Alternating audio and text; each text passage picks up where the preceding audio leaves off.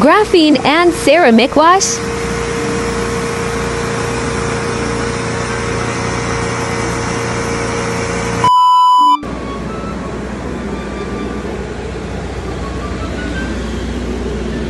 So first step natin guys sa pag-car wash or graphene ceramic wash ay lilinisan muna natin, i-rinse natin para matatanggal lahat ng mga grinds, mga dumi, tapos yung mga putik na dumikit sa fairing natin. So isa-isahin natin yan na babasain, tapos tatanggalin yung mga nakadikit na dumi. Kasama din yung mga gulong, mga singit-singit na motor. So yun, para matanggal lahat ng dumi. The next step natin guys, i-foam natin. I-foam bath.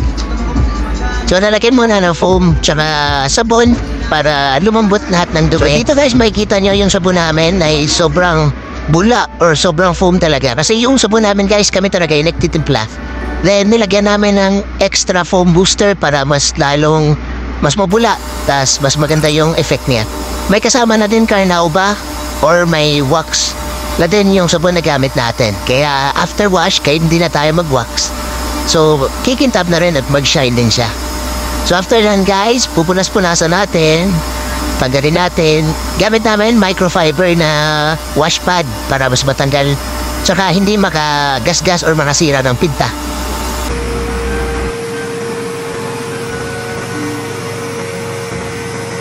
So pagkatapos guys, i-rinse na natin ulit, tatanggalin lahat ng dumi, lahat ng sabon. Tapos hanggang lumambot na yung mga putik niyan, then tas mga dumi. So guys, yung location natin ay dito lang tayo sa Danit or sa Justin Moto Gears. Dito lang guys sa may Granite Road after po ng Floodway Bridge. So yung car wash namin guys ay nagsastart sa 200 pesos. Kasama na yung wax noon, tapos yung mga creams na ginagamit natin para mas lalong kumintab, lalong mas maganda yung motor natin. So yung ceramic tsaka graphene wax guys ay up 3 to 6 months na protection. So mas madali siyang hugasan, mas hindi kakapit yung dumi. Tapos once matamaan ng tubig ay hydrophobic na din siya. Almost done.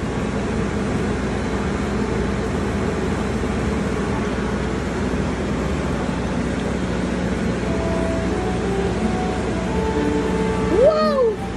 Grabe guys, ito na yung finished product. Ayos man. Ayos man. Ayos. Ayan guys, minimekos-mekos na ni Ambok guys.